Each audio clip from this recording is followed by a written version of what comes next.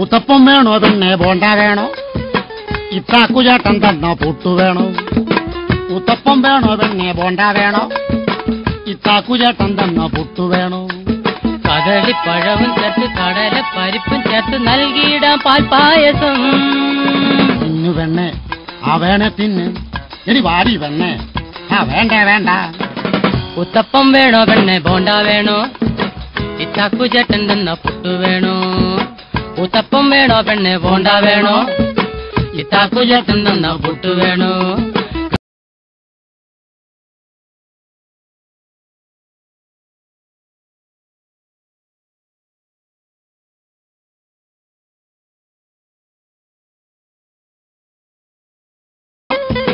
ഇത്താക്കുചേട്ടൻ തന്ന